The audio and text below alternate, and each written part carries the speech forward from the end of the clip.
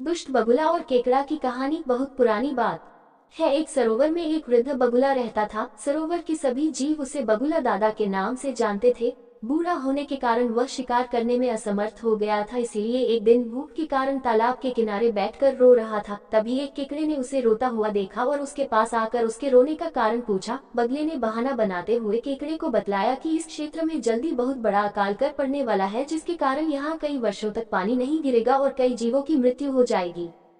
केकड़ा बगुले की बात में आ गया और उसने सरोवर के सभी जीवों को यह बात बतला दी। सभी जानवर डर के कारण बगुले के पास आकर इसका हल पूछने लगे। बगुला तो इसी मौके की तलाश में था। बगुले ने बतलाया कि पास ही एक विशाल सरोवर है। अगर हम सभी वहां चले जाएं तो अकाल से बच सकते हैं, क्योंकि उस सरोवर में इतना पानी रहता है कि कई सालों तक अगर पानी ना भी गिरे तो सूखेगा नहीं।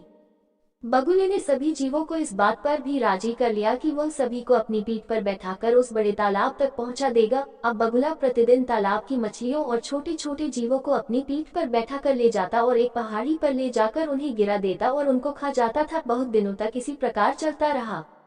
एक दिन केकड़े ने बगुले से दूसरे सरोवर तक जाने का अनुरोध किया। बगुला भी उसे ले जाने के लिए तैयार हो गया। जब दोनों जा रहे थे तभी केकड़े को एक पहाड़ी पर हड्डियों के ढेर दिखे। केकड़े ने बगुले से उन हड्डियों के ढेर के बारे में जानना चाहा। बगुला जानता था अब केकड़ा कहीं नहीं जा सकता, तो उसने केकड़े को सारी सच्चाई बतला दी और कहा कि वह अब उसे भी खाएगा। इतना सुनते ही केकड़े ने बगुले की गर्दन को अपने पैने और नुकीले दांतों से जकड़ लिया और तब तक जकड़े रहा जब तक कि बगले के प्राण नहीं निकल गए। इसके बाद केकड़ा उस स्थान से धीरे धीरे अपने सरोवर तक आ गया। केकड़े को देखते ही तालाब के सभी जीवों ने उसके वापस लौटने का कारण पूछा। तब केकड़े ने सभी जीवों को बगुले की सच्चाई के बारे में बतलाया।